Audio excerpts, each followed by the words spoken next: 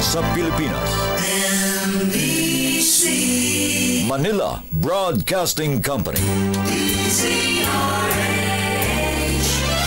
DZRH, member kapisanan ng mga broadcaster ng Pilipinas. Oras sa Father Saldi Fababaer, alas 4:07. Uy! Nakapag-break ka na ba? Nakapag-relax ka na ba? Saan ka man nagtatrabaho, mapa-opisina man o work from home o mula mismo sa pwesto, sasabayan namin ang break time mo. Sasabayan namin ng mga balita at komentaryo, mga panayam ng mga taong viral ngayon. DZRH Break Time!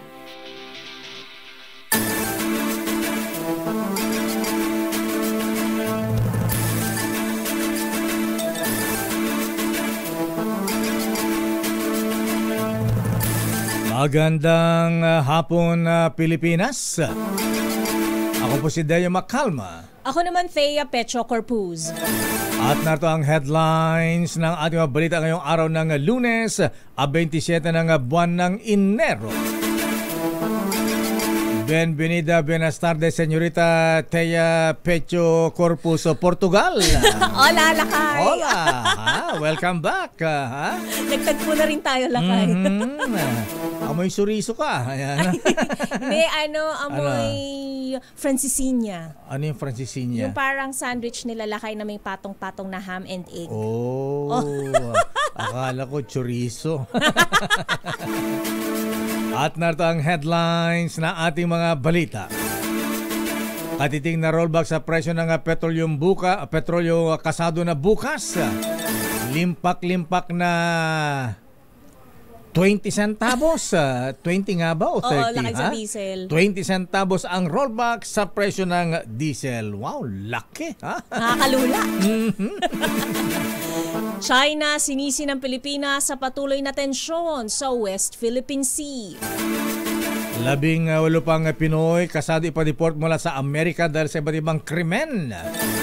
Ayon kay Philippine Ambassador to US, Babes Romualdez. Senator Bato de la Rosa ayaw makipag-usap sa ICC, magpapasaklolo sa Korte Suprema. Balot printing para sa 2025 midterm elections. Natuloy na rin kanina ayon sa COMELEC. 29 na pulis na sangkot sa 990 kilos drug bust noong 2022 naghain ng not guilty plea. Yung iba yata nakalabas na ng Pilipinas, nakatakas na. Samantala, publiko binalaan ng Food and Drug Administration sa paggamit ng beauty soap ni vlogger entrepreneur Rosmar. Naku po. Bakit nakasira ba ng cutis porcelana yan? Di ko pa natatry yan, Lakay, kasi Doc Clarence MD lang ako. Akala ko safeguard. 56.28 million pesos dried marijuana na inihalo sa feeds ng baboy nasa kote sa Maynila. Wow, magaling nila. Creative. Samantala, teaser video ng pelikulang The Rapist of Pepsi Paloma ipinatigil ng Supreme Court.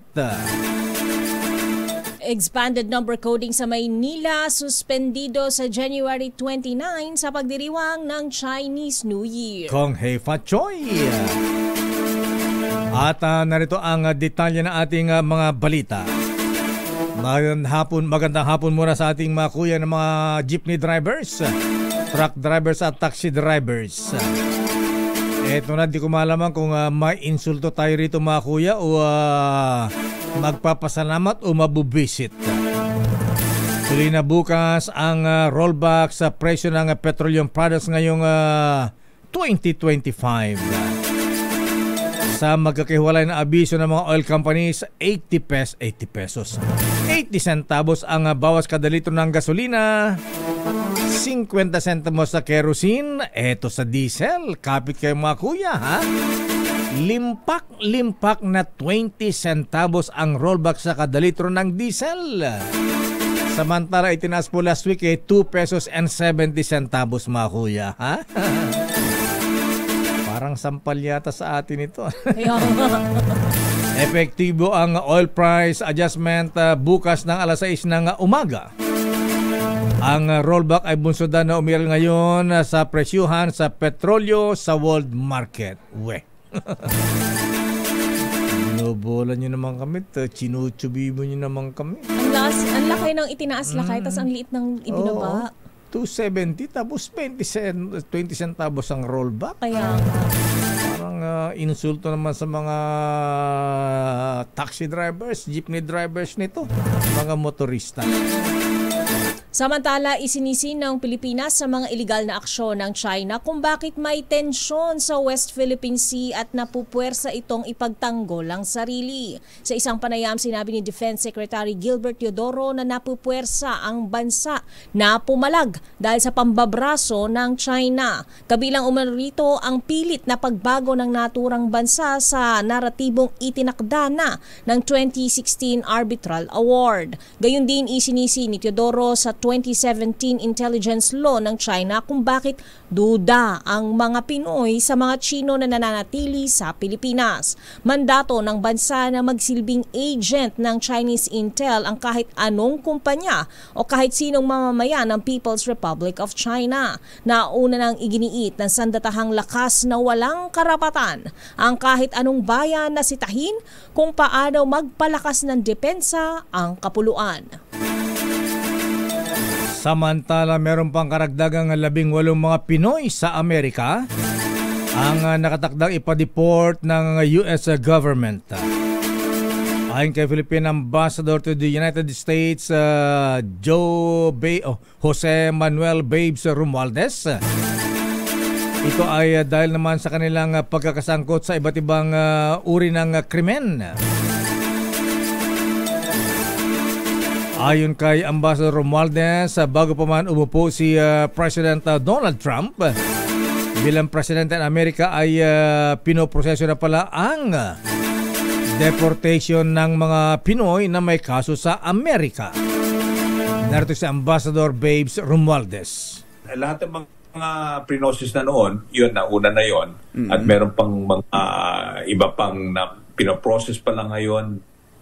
Pero unti-unti yan at I assume na in the next couple of weeks or months, dadamit. Not necessarily Filipino. Maraming all kinds of nationalities na nakasalang na naka-process na yung kanilang mga papers for deportation. At kaugnay nito nanawagan si Ambassador Romualdez sa mga undocumented Filipino sa Amerika na pumunta na lamang sa pinakamalapit na konsulado ng Pilipinas upang isaayos ang kanilang pananatili, legalization sa Amerika. Samantala, pinabulaanan ng Kamara ang umano'y blank item sa 2025 national budget. Ayon kay Marikina City Representative Stella Kimbo, hindi lulusot sa mga miyembro ng Bicameral Conference Committee kung may mga blankong items sa pambansang pondo ngayong taon. Paliwanag ni Kimbo, pinayagan ng Bicameral Report ang mga Technical Secretariat ng parehong kapulungan na magpatupad ng mga pagwawasto at pagsasaayos kung kinakailangan. Pero hindi anya ito nakaapekto sa integridad o legalidad ng pambansang budget. Katwiran pa ni Kimbo, lahat ng appropriation sa budget ay tukoy at aprobado ng lumagda sa report ang mga miyembro ng BICAM. Tinawag naman ni Kimbo na politically motivated ang mga patuloy na pagpuna sa 2025 national budget. Itagan nyo sa bato. Itagan nyo sa bato at hindi makapag-usap si Senator Ronald Bato de la Rosa sa sinumang opisyal o kinatawan ng International Criminal Court o ICC. Ayon kay Senator Bato, sa oras na magpaugnay sa ICC, ay nangangulugan daw na ito ay kinikilala niya ang jurisdiction ng International Criminal Court sa Pilipinas.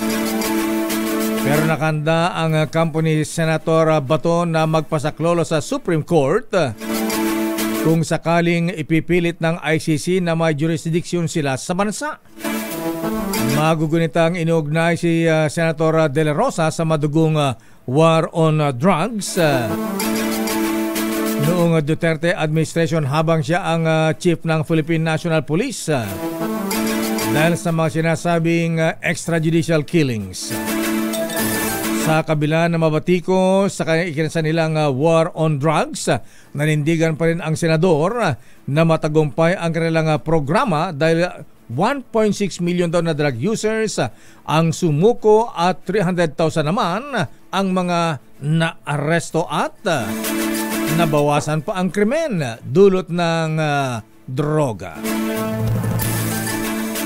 Samantala, sisimulan na ngayong araw ang executive briefing sa gagawing investigasyon ng Tri-Committee sa pagsugpo sa fake news. Binubuo ang Tri-Committee ng mga komite sa Public Order, Public Information at Information and Communications Technology sa pamumuno ni Laguna Representative Dan Fernandez. Ayon kay Fernandez, mahalaga na agarang matugunan ang malawakang disinformation na anya ay nakakaapekto sa pambansang pagkakaisa, kaayusan sa lipunan at mga demokratikong proseso. Layunin anya ng Tri-Committee na malaman ang kakayahan at ang ipinapatupad na pulisiya ng mga online platform sa paglaban sa disinformation at kung kinakailangan, pagpapatibay ng kailangang batas bilang solusyon. Giiti Fernandez, dapat na panagutin ang mga nagpapakalat o nagkakalat ng kasinungalingan at nagmamanipula ng impormasyon para sa sarili at politikal na interes.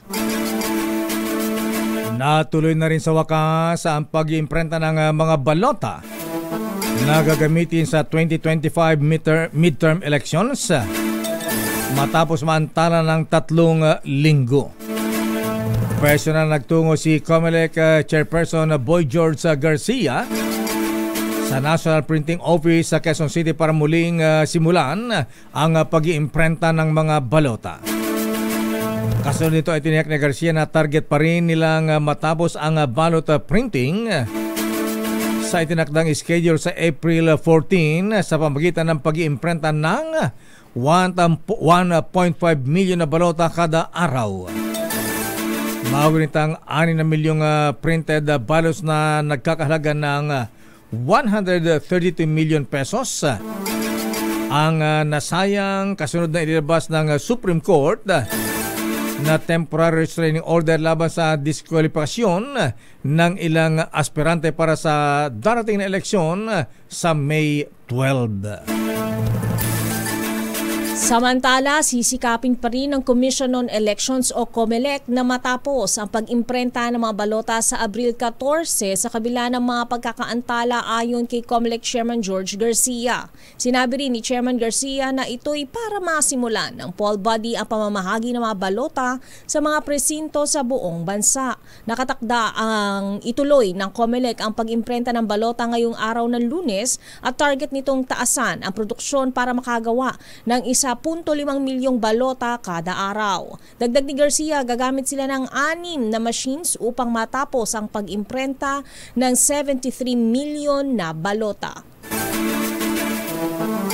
Samantala, nakapagtala naman ang Philippine National Police ng 7 hinihinalang election-related incidents mula nang buksan ang election period noong January 12. Kabilang dito ang 2 napatay sa magkahiwalay na pamaril sa Vigan, Ilocos Sur, Manong Chabit at maging sa probinsya ng Maguindanao. Ayon kay Police Brigadier General Gina Fajardo, spokesperson ng PNP, nangyari ang unang shooting incident ay kinamatay ng isa manong suporte na isang kandidato noong January 18. Pero batay sa salaysay ng anak ng lalaking biktima, naghain din ng kandidatura para maging konsehal sa isang bayan sa Maguindanao ang kanyang pinaslang na ama. January 25 naman nang barilin sa ulo ang isang municipal councilor sa Vigan City, Ilocos Sur dahilan sa kanyang pagkamatay. Maliban sa 2 kaso ay 4 pa insidente ang nai-record ng sa Western Visayas. habang isang malicious mischief naman ang naitala sa Cagayan Valley Region. Pero nilinaw ni General Fajardo na magpapatuloy ang kanilang validation para matiyak kung may kinalaman sa eleksyon ang pagkamatay ng ilang katao, kabilang na ang mga nagbabalak tumakbo sa darating na eleksyon. Sa iba pang balita, ginawaran ni Pangulong Ferdinand Marcos Jr. ng executive clemency ang dating alkalde ng Iloilo City na si Jed Patrick Mabilog. Ito ang kinumpirma ni Executive Secretary Lucas Bersamin matapos i-anunsyo ng kampo ni Mabilog ang paggawad ng pardon. Ayon kay Bersamin, lahat ng penalties o disabilities na may kinalaman sa administrative case ni Mabilog ay maaalis na. Anya, dahil sa matagal ng paninindigan ng dating alkalde sa mabuting pamamahala, parangal at pagkilala na natanggap ng Iloilo City sa ilalim ng kanyang termino, pinagbigyan ni Pangulong BBM ang petisyon ni Mabilog. Matatandaang napabilang sa kontrobersyal na narco list ni dating Pangulong Rodrigo Duterte si Mabilog at nag-self-imposed exile sa ibang bansa noong 2017. Matapos ang 7 taon ay muling bumalik ito sa Pilipinas at humarap sa pagdinig ng House Quad Committee noong 19 ng Setyembre ng nagdaang taon. Babalikan natin ilang pang detalye na ating mga balita. 29 na pulis nasangkot sa 990 kilos sa drug bust noong 2022. Naghain ng not guilty plea. Pero ilan nilang kasamahan, kabilang na ang isang retired general, sinasabing tumakas na sa bansa. Samantala, 56 million pesos na halaga ng marijuana na inihalo sa feeds ng baboy nasa kote naman sa Manila. At sa mamahilig magpa-beauty tulad ni Miss Thea Pecho Corpus, ingat-ingat daw po sa paggamit ng beauty soap na ini-endorso ng vlogger na si Rosmar. CEO daw siya niyan. Di ba niya sariling brand yan, Lakay? Ewan ko, di ko gumagamit siya. Alam mo, gamit ko lang Champion tsaka Super Wheel. Teaser video naman ng pelikulang The Rapist of Pepsi Paloma, pinatigil ng Supreme Court. Ang detalye na mawalitang yan sa ating pagbabalik sa ating palatuntunang Break Time. RH Break Time. Oras, Mr. Cesar Lee, Mr. Michael is my guy. Dr. Evelyn Laureta, alas 4:24. RH Break Time. Oras, Hermana Rosie Sarangaya, Dr. Isa Sontay at Dr. Beng Lee, alas 4:31. Balikan natin ang detalye natin mga balita. Naghain ng not guilty plea ang mga akusadong pulis sa 990 kg Shabu Bayba sa Maynila noong October 2022. Recognized sa kaso ng 29 na pulis na sangkot umano sa maanumalyang drug buy bust sa Tondo, Manila. Samantala, ang korte na naghain ng not guilty plea sa isa pa sa mga akusadong si Master Sergeant Rodolfo Mayo Jr. sa kabila ng pagtanggi nitong magbigay ng plea. Ito dahil may nakabin pa siyang motion to quash sa nasabing paglilitis. Matatanda ang pinaaresto ang 29 na pulis dahil umano sa sadyang pagdelay sa pag-aresto sa isang PDEG o drug official kaugnay sa 6.7 billion pesos na drug haul, at dito ay dawit ang dalawang general ng Philippine National Police. Sa iba pang balita, naibalik na sa pampublikong pagamutan si Pastor Apollo Kibuloy matapos itong ma-ospital dahil sa pneumonia 2 Sabado na ang nakakaraan. Ito ang kinumpirma ni BJMP spokesperson Jail Superintendent J. Rex Bustinera sa DZRH na naganap noong Biyernes, Enero 24. Pero tumanggi pa rin si Bustinera na banggitin kung saang government hospital dinala ang akusado sa qualified trafficking na nakakonfine pa umano hanggang sa ngayon. Matatanda ang isinugod sa Rizal Medical Center ang leader ng Kingdom of Jesus Christ noong Enero 18 bago siya inilipat sa isang hindi na pinangalanang private hospital dahil sa sinasabing kakulangan ng equipment. Ang hindi pagbanggit ng BJMP sa kung saang ospital pinagdalhan ang dating pastor ay dahil umano sa security reason. Pero nitong nakaraang linggo pinayagan ng Pasig RTC si Kibuloy na manatili sa hospital arrest sa kondisyong dapat siyang maibalik sa isang pampublikong pagamutan. Oo naman, dapat sa government hospital yan. Baka mamaya, pagka nasa private hospital yan, baka hindi na lumabas. Samantala, sumugod naman sa tapat ng tanggapan ng Department of Justice ang mga magulang ng mga batang namatay matapos manong mabakunahan ng Dengvaxia. Ito'y upang kalampagin ang Justice Department matapos ibasura ang 98 cases na mga namatay dahil sa Dengvaxia na pawang mga kabataan. Ilan sa mga magulang ay lumuhod pa at nagmamakahawa sa harapan ng DOJ para hilingin na muling pag-aralan ang kaso ng pagkamatay ng kanilang mga anak na naibasura na ang kaso. Hiling ng bawat magulang na mabigyan ng hustisya ang pagkamatay ng kanilang mga anak. Higit pa ng mga magulang ay iba pa sa kanila ay higit 7 taon nang hinintay ang hustisya at hindi sila papayag na mauwi na lamang sa wala ang nangyayari o pagkamatay ng kanilang mga anak. At ilan ang isa sa mga sinusuporta sa magulang na nagtatanggol sa karapatan ng mga batang namatay ay si PAO Chief Persida Rueda Acosta. At ang kanilang isa sa kinasuhan ay ang dating Health Secretary na ngayon ay Congresswoman Janet Garin. Samantala, nasabat ng mga otoridad ang marijuana na nagkakahalagang 5.28 milyong piso sa barangay 153 Sampaloc, Maynila. Ayon sa NCRPO, itinago ng 40 anyos na nasa drug watch list ng mga otoridad ang 44 na kilo na dried marijuana sa mga feeds ng baboy. Na-recover mula sa kanya ang buy-bust money, mga pekeng pera at isang sako ng pagkain ng baboy. Kinasuhan na ng mga pulis ang suspect ng patong-patong na asunto sa prosecutor's office. Standby sa ating mga reports, standby Val Gonzales, Edniel Parosa, Milky Rigunan. Unahin nga natin ang report mula sa Senado.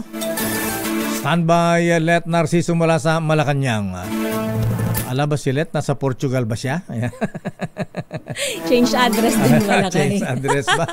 O nasa Madrid, Spain. Ayan. Oy, tako dyan. Parusa at multa sa masangkot sa paggawa ng mga peking birth certificate dapat taasan ayon kay Senator Win Gatchalian. Aris number 28, Raymond Advance, please come in. Raymond. Mayor, isinusulong ni Senator Sherwin Gatchalian na patawan ng mas mabigat na parusang sino mang sangkot sa paggawa ng mga peking birth certificate. Siya man ay isang pribadong individual o empleyado at opisyal ng pamahalaan. Sa kanyang inihay na Senate Bill 2914 providing for a comprehensive and responsive civil registration and vital statistics system, nais ni Gatchalian na taasan ang kulong at multa ng sino mang sangkot sa pamamagitan ng mga birth certificate. So umiiral na batas ngayon na Registry of Civil Status na naging batas 74 na taon ng nakaraan ay 1 hanggang 6 na buwan na kulong at multang 200 hanggang 500 piso lamang ang parusa. Gusto ni Gatchalian na itaas ito sa kulong na 6 na taon hanggang 12 taon at multa mula sa 100,000 piso hanggang sa 1 milyong piso. Paliwanag ng Senador, kailangan ma-update ang ating batas dahil sa mga natuklasang marami ng mga nagsasamantala gaya ng napatunayan sa kaso ni dating Bambantarlac Mayor Go Kuaping o Alice Go. Mahalaga na mapalakas ang kapangyarihan ng Philippine Statistics Authority o PSA upang masawatang pamimigay ng birth certificate ng ilan ay kagagawan ng ilang mga local civil registrars. Sa ngayon ay may naharang na ang PSA na 1,627 na kahinahinalang birth certificate ng mga dayuhan. 18 kaso na ang na-endorso sa Office of the Solicitor General para sa kanselasyon, habang may 50,532 na birth certificate pa ang kasalukuyang sinasailalim sa audit ng PSA dahil sa hinala ng mga ito ay falsifikado o peke. Ito si RH20, Raymond Advance para sa DZRH. Raymond. Una sa Pilipinas, una sa Pilipino. Mayor. Ano pang tinatalakay sa Senado ngayong balik sesyon, ngayong araw ng Lunes?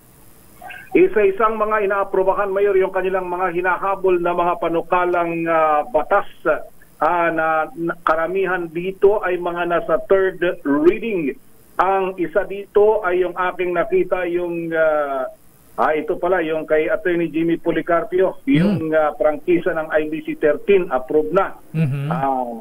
Yung pag-amyenda sa Comprehensive Firearms and Ammunition Law ni Senator Bato, mukhang magkakaroon uli ng gun amnesty kung sakasakali, Mayor.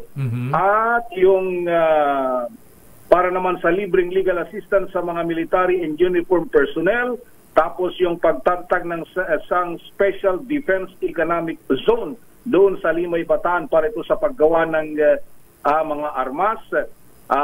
Then yung e-governance bill na tinatawag dapat ay gamitin na o yung gamitin na ng sistema sa gobyerno ay dadaanin na sa hindi na kailangan ng face-to-face. Pwede nang through the internet ay pwede nang makipag-transact sa gobyerno. Ilan lamang ito. At saka yung ipinagmamalaki ni Senator Mig Zubiri na Philippine Agriculturist Bill para sa mga agriculturist dito sa ating bansa, Mayor. Ayan, dagdag ayuda sa ating mga agri-experts or farmers? Oo, mga agri-experts kasi, di ba, Mayor, kasi halos lahat daw kasi ng profesyon sa Pilipinas, gaya ng mga doktor, mga nurses, engineers, meron silang regulatory law na kumbaga may mga classification sila. Pero yung mga agriculturists, wala. Kaya ang problema, halimbawa sa mga local government unit, yung municipal agricultural officer ay kung sino-sino lang ang ilalagay ni Mayor. Totoo yan. Halika dito, pwede ka na. Kahit hindi naman farmer, ginagawang wala naman alam sa... wala man lang background sa agriculture. Ayan. Oo, marunong kang magtanim ng halaman, pwede ka na doon. Yung mga ganun daw. Kaya... Plantita ka, pwede na. Ayun, plantita at saka plantito, ayun, inilalagay. So yun yung mga ilan sa mga binabanggit ni Senator Mig Zubiri dahil by profession ay isang agriculturist. Itong si Senator Zubiri, produkto ng UP Los Baños, Mayor. Okay, busy-busy ang mga senador natin. Sige, trabaho kayo. Ilang araw na lang ang natirang bago kayo matapos inyong termino. Ayan. Endo na sila. Session. Ayan. Yung session 2 linggo na lang, tapos medyo itong sa Wednesday holiday, medyo bawas sa kanilang session ngayong next week, hanggang next week na lang technically, Mayor at Ms. Thea, bakasyon grande na para sa kampanya. Hanggang sa election na. Ayan. Ilan ba yung mga graduating class natin, Lakay? 12 ba? Ayan. 7 pa yung bilang namin. 7 yung graduating. 5 pala yung graduating mayor, 7 yung re-electionists. Okay, maraming salamat, Raymond. Ito si RH28, Raymond Advance para sa DZRH, una sa Pilipinas, una sa Pilipino. Samantala, mga public health expert na maling naakusahan sa Dengvaxia controversy, dapat isama rin ng DOJ sa pagbasura sa kaso. Idetali mo ang balita, RH12, Milky Riganan. Manang Milky. Thea at Lakay, winelcome ni Iloilo Representative Janet Garin ang desisyon ng Department of Justice na pag-withdraw sa mga kaso may kaugnayan sa Dengvaxia controversy. Ayon kay Garin, kalihim ng Department of Health ng kasagsagan ng Dengvaxia controversy na sana bukod sa kanya, malinis rin ang pangalan ng maraming mga scientists at public health experts na kinasuhan. Partikular na binanggit ni Garin si Dr. Lyndon Lee Sui, dating spokesman ng DOH. Matindi rin ang bashing na inabot hanggang sa kinamatayan na ang kaso. Sabi ni Garin, mabuti at hindi daw nakaligtas sa DOJ ang puna na karamihan sa matato kaya copy-paste lang ang mga detalye ng pagkamatay at pinapalitan lamang umano ang mga pangalan. Narito si Iloilo City Representative Janet Garin. Siyempre, tuwang-tuwa kami, no? At I hope na masama na rin, especially yung lahat ng mga scientists, no? Na talagang they suffered a lot, no? Isa nga ay yung ating infectious disease specialist na si Dr. Lyndon Lee Sui na namatay nga sa kasagsagan nung siya'y binabash, pinaparatangan at sinisira yung pangalan at dangal. No? Just to give. Una rito, ipinag-utos nga ni Justice Secretary Jesus Crispin Remulla ang 98 counts of reckless imprudence resulting in homicide laban kay Garin na i-withdraw na. Sa resolusyon ni Remulla, inaatasan na i-withdraw ang kaso sa Quezon City RTC kasama ang dalawa pang respondents na sina Dr. Gerardo Bayugo at Dr. Maria Joyce Ducusin. Ako si Milky, unang nagulat para sa... Yes, Akay. Yung bang kaso against Congresswoman Garin na dating Health Secretary, hindi kasama sa mga naibasurang kaso sa DOJ? May mga binabanggito 98 yung sinasabi ng DOJ na i-withdraw na kaso. Pero binabanggit naman sa briefing kanina ng Congresswoman Garin, marami pa silang kasong kinaharap. Pero yung particularly yung 98 ang pinawi-withdraw ng Department of Justice na nasa Quezon City RTC. So ang naniniwala naman si Congresswoman Garin na sa naging desisyon ng DOJ, baka daw magkasunod-sunod na. So may mga kaso pa siya kaugnay sa Dengvaxia issue. Meron pa rin lakay pero sana nga ay sabi niya ay matigil natin ito at hindi lamang siya ang dapat daw maabsuelto sa kasong ito, kundi marami daw mga public health experts at mga scientists ang nakasuhan din dito sa Dengvaxia na naging kontrobersya noong siya ang kalihim ng Department of Health. Naku, ayun ni Pao Chief Persida Rueda Acosta niyan. Maraming salamat, Manang Milky. Maraming salamat lang kayo, Teya. Balik sa inyong dalawa. Samantala, dating PNP General na sangkot sa 990 kilo drug issue, nakalabas na ng bansa. Allah, saan nagtago, Edniel? Napunta na ng Amerika o napunta ng China? Aris number 52, Edniel Parrosa, please come in.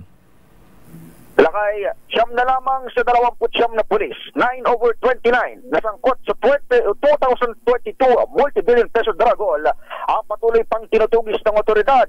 Pero ayon kay Police Brigadier General Jean Fajardo, tagapagsalita ng Philippine National Police, kabilang dito ang dalawang retiradong general na sina dating Deputy Chief for Operations Benjamin De Los Santos at dating Drug Enforcement Director Narciso Domingo na hindi pa nakakausap ng PNP sa pulong balitaan sa Camp Crame. Binanggit ni Fajardo na isa sa dalawang nabanggit na ex-generals ay nakaalis na ng bansa batay sa report ng Bureau of Immigration. Lumalabas naman ng nakalipad itong hindi na pinangalan ng general bago pa man mailabas ng korte ang warrant of arrest dahil sa umano'y pag-delay sa kaso at pagtatanim ng ebidensya sa 990 kilo drug bust doon sa Maynila. Ikinukonsidera naman ng PNP ang hingi ng tulong ng Interpol o tulong ng Interpol para mahunting ang ex-general na ipinanawagan pa rin sumuko sa proseso ng hukuman. Bahagi itong mga general ng 3 retirado at 4 na aktibo pang tauhan ng PNP na wala pa rin sa kusudian ng otoridad. Samantala, siyam din sa mga na-account na ay nasa PNP Custodial Facility, isang nasa Maynila at 10 naman ang hawak ng iba't ibang arresting unit sa buong bansa. Ito si Edniel Parrosa, nag-uulat para sa DZRH. Una sa Pilipinas, una sa Pilipino. Maraming salamat, Edniel. Samantala, 69 na taong gulang na lola na missing sa sunog sa Old Ballarat, Quezon City, natagpo ang patay ng BFP. Itatay mong balita, RH5, Val Gonzalez, Val. Mr. At Mayor, sa gitna ng mapping up operation ay natagpuan ng mga operatibo ng Bureau of Fire Protection ang mga labi ng senior citizen na namatay sa sunog sa Old Ballarat, Quezon City. Sa investigasyon ng Quezon City Fire Department, natrapang biktima ng ito'y bumalik sa nasusunog nilang bahay.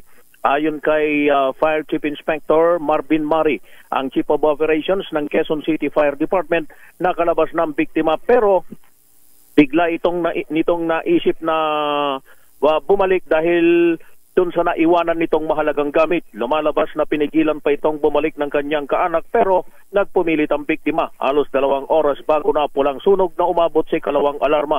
Aabot naman sa 15 kabahayan ang natupok ng apoy sa lugar na boundary ng barangay Old Balara at UP Campus. Inaalam pa ang pinagmulan ng nabangkit na sunog. Ako si Val Gonzales, DZRH, una sa Pilipinas, una sa Pilipino. Maraming salamat, Val. Babalikan pa natin ang ilang pang detalye ng ating mga balita. Teaser video ng pelikulang The Rapist of Pepsi Paloma ipinatigil ng Supreme Court. At para sa mamahilig magpa-beauty, ayan, binabalaan po ng Food and Drug Administration sa paggamit ng beauty soap ni vlogger entrepreneur Rosmar. Paano ba yung sabon niya? Ayan, liquid, baka bar bareta, ayan, oo, ayan. At sa showbiz, si actress vlogger Alex Gonzaga muling nakunan sa ikatlong pagkakataon. Oh, talaga? That's sad. Sino bang mister ni Alex Gonzaga? Ha? Mikey yung name lakay, Mikey? counselor sa Batangas. Ganun ba? Oh, hindi makapit ang similya. Ano? Try and try. Try and try. Oras sa Mistea. Ganap ng alas 4:49. RH Break Time. Bago ilang pang detalye ng ating mga balita, abay bati mo natin ng happy birthday si Senator Loren Sinta. Ayan. Leron Sinta. Ayan. Senator Loren, Madam, happy birthday po. Wow. Labat tayo dyan. Ha? At siyempre binabati natin si Kuyang very well, si Pulpong Makatangay. Aba, mga brethren dyan sa NCRF, ha? Ayan, Capital Masonic Temple. Happy birthday Kuyang Pong Makatangay. At very well, si Full Joel Roldan, aba, ang DDGM ng NCRF. At Kuyang Alex Sesa ng TM Calum Masonic Lads.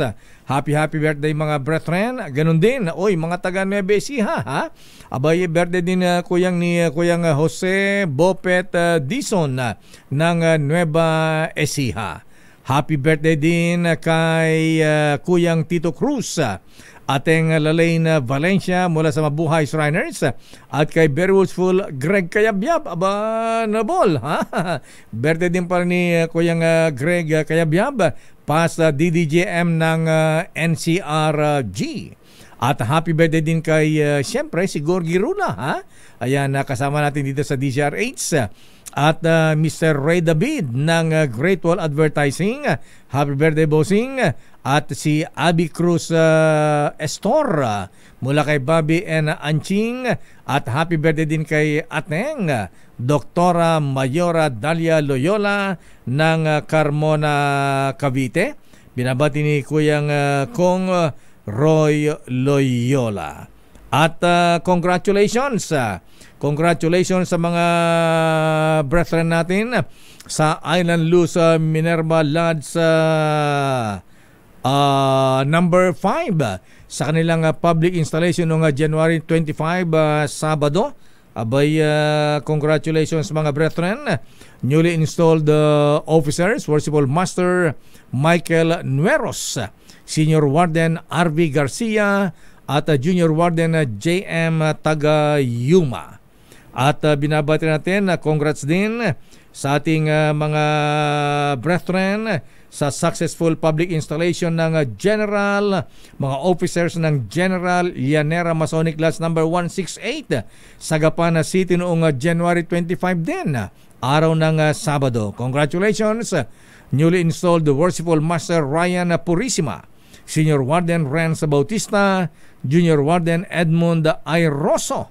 At congrats sa kanilang inspirational speaker, illustrious potentate, Congressman Secretary Mark Leandro Mendoza ng PLLO, ha? PLLO tuloy, ha? Tama, Presidential Legislative Liaison Office. At ang kanilang guest of honor speaker, Right Worshipful Bob Moran. Mga brethren sa Llanera Masonic Lodge, congratulations. At balikan natin ang detalye ng ating mga balita. Pinatigil ng Supreme Court sa Muntinlupa City Regional Trial Court ang pagpapalabas at pinabubura din sa lahat ng media platform ang teaser video ng kontrobersyal na pelikulang The Rapist of Pepsi Paloma na ang direktor ay si Daryl Yap. Ito ay matapos i-partially granted ng Muntinlupa RTC Branch 205 ang petisyon ng actor TV host na si Bossing Vic Soto para sa writ of habeas data laban sa nasabing pelikula. Sa kabila nito ay nakasaad sa kaparehong desisyon ng korte na pinapayagan nito ang pagpapalabas ng buong pelikula. Pero paglilinaw ng korte, hindi ito maaring pigilan dahil ang pelikula ay base sa buhay ni Paloma kung saan ay nakuha ang kampo ni Director Yap ng paintulot mula sa nanay at kapatid ni Pepsi Paloma. Nakabase rin nila sa public records ang pelikula na protektado ng artistic freedom at public interest. So ang pinipigilan ng Supreme Court ay yung teaser. Ayan. Yung pelikula hindi. Yes. Ayan. Okay. Samantala, nagbabala ang Food and Drug Administration o FDA sa pagbili at paggamit ng beauty soap na gawa ng vlogger-entrepreneur na si Rosemary Rosemar Tan Pamulaklakin dahil ito ay unregistered. Sa FDA Advisory Numbers 2025-0028 at 2025-0029, sinabi ng FDA na walang valid Certificate of Product Notification ang Rosemar Skin Essentials Premium Niacinamide Soap at Mysterious Madre de Cacao Soap sa ilalim ng Republic Act number Madre de Cacao? Madre de Cacao Lakay. Kakawati ang tawag natin kakawate? Sa Ilocos yan eh. Kakawati, puno ng kakawati. Sa ilalim nga ng Republic Act number 9711 o ang FDA Act of 2009, ang paggawa, pag-aangkat, pag-export, pagbebenta, pamamahagi at pag-advertise ng anumang produktong pangkalusugan na walang pahintulot mula sa FDA ay ipinagbabawal. Ayon sa FDA, hindi dumaan sa tamang proseso ang produkto ng vlogger kaya hindi matiyak ng ahensya ang kalidad at kaligtasan nito. Hindi naman itinanggi ni Pamulaklaki ng advisories ng FDA, ngunit sinabi nito na tinatanggihan ng ahensya ang kanilang aplikasyon para sa CPNs. Anya, tinatinggihan din ng FDA maging ang pag-renew ng CPN ng iba pa nitong produkto kahit na dati na itong naaprubahan. Samantala, ito na nga, binawi ng Department of Justice ang 98 counts ng reckless imprudence resulting in homicide na reklamo laban kay dating Health Secretary Janet Garin kaugnay ng kontrobersyal na Dengvaxia vaccine na sinasabing sanhi ng pagkamatay ng maraming mga bata, mga estudyante. Sa resolution na pinirmahan ni Justice Secretary Boying Remulla, ipinag-utos nito na bawiin ang kaso laban kay Garin na ngayon ay kongresuman, gayon din sa correspondence na sina Dr. Gerardo Bayugo at Dr. Maria Joyce Ducusin. Wala rin man nakita ng sapat na basehan para papanagutin ang mga ito sa kaso ugnay naman ay pagkamatay ng maraming mga batang mag-aaral matapos maturukan ng Dengvaxia. Nako. Ang reaksyon dito ni PAO Chief Persida Rueda Acosta. Sarado ang ilang kalsada sa Maynila bukas ng gabi. Ayon sa Manila Police District Public Information Office, ito ay bilang paghahanda sa pagdiriwang ng Chinese New Year.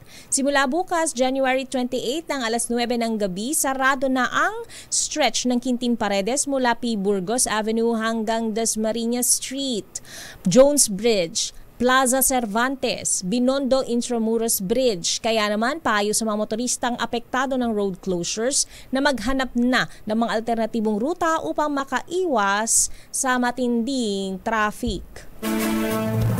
Kong Hefa Choi. At kaugnay pa rin ang pagdiriwang ng Chinese New Year sa Miyerkules, January 29. suspendido ang pagpapatupad ng expanded number coding scheme sa Maynila sa Miyerkules sa January 29. Sa Manila lang? Sa maagang anunsyo ng MMDA, kasabay ito ng pagdiriwang ng Chinese New Year na deklaradong special non-working day. Pero paalala pa rin, teka muna, number coding sa, ano ba ito, Jackie, ha? Baka Metro Manila. Metro Manila ba o Maynila lang? Ha? Ayan, Kamaynilaan sabi, ayan. Baka Metro Manila, ayan. Metro Manila nga, ayan. Number coding sa Metro Manila, hindi lamang sa Maynila, suspendido sa January 29. Pero paalala ng MMDA, karaniwan ng mabagal ang daloy ng trapiko sa ilang lugar. Katulad na lamang ng Chinatown, Binondo sa Maynila, tuwing sumasapit ang naturang tradisyon. Kaya para sa mga motorista, dapat munang planuing maigi ang biyahe at mag-ingat sa pagmamaneho. Konghei Fachoy. At sa balitang showbiz, Miss Thea, saan yung balitang showbiz? Laka, hindi masyadong happy dahil nga ang actress-vlogger na si Alex Gonzaga muling nakunan sa ikatlong pagkakataon. Ida tayo mo ang balita, Josa Cruzat. Josa? Lakay at Miss Thea, kinumpirma ng asawa ni actress-vlogger Alex Gonzaga na si Lipa City Councilor Mikey Morada na muling nakunan ang kanyang misis sa ikatlong pagkakataon. Naging emosyonal si Mikey nang ibahagi niya ang pinagdaanan ni Alex sa online show ng sister-in-law si Tony Gonzaga. Kwento ni Mikey, nangyari ang ikatlong miscarriage ni Alex noong December 2024. Matapos anyo na sumailalim sa serye ng check-up sa OB ang aktres, nakumpirma na muli itong nagdadalang tao. Ngunit nagkaroon ito ng komplikasyon kinalaunan. Kinuwento pa ni Mikey na nagpa-second opinion silang mag-asawa. Natapos ang pagsusuri kay Alex, na pag-alamang mahina raw ang pintig ng puso ng baby sa sinapupunan ng misis.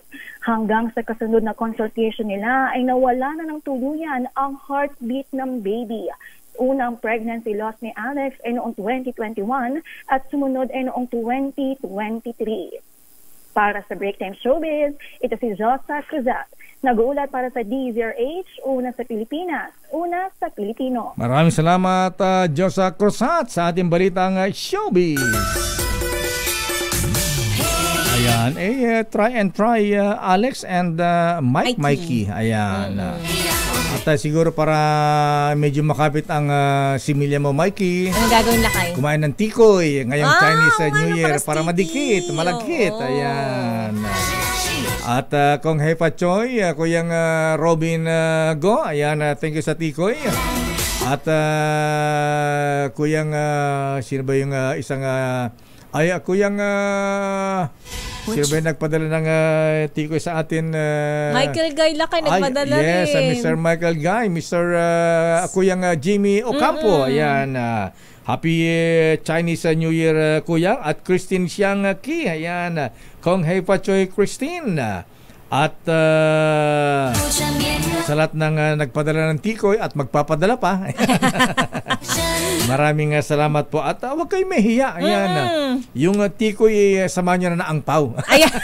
Tinitingnan ko nga lakay pagka meron mga bigay na from your friends. Tinitingnan ko baka meron sa ilalim. Baka may nakadikit sa ilalim. Ayan, malam mo, may nakadikit na angpaw doon. Ayan. Kaya nga. Ayan. Thank you very much po. Happy New Year. At muli, congratulations sa Toyota Alabang at Autobot. Mr. Cesar Lee, Mike Lee. Ayan. Joan Celine.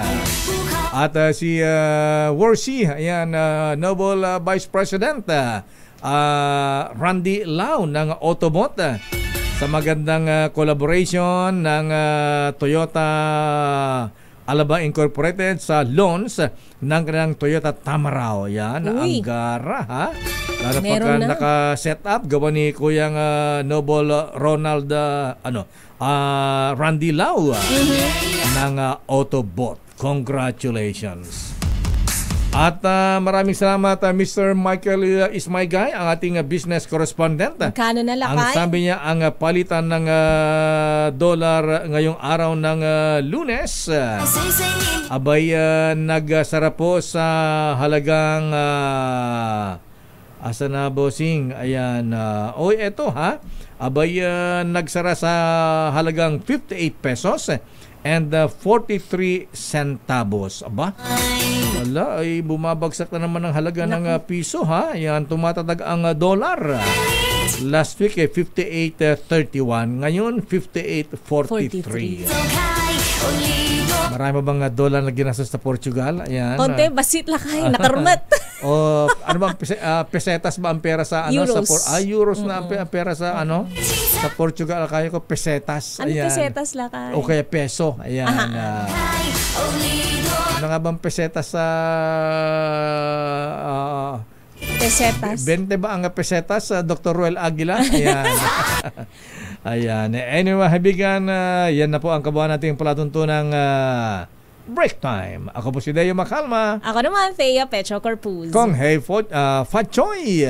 At susunod na, mabalansyadong balita, Henry Uri at Dimol. Ayan. Miss Karen Oyong. Oras, 5:05.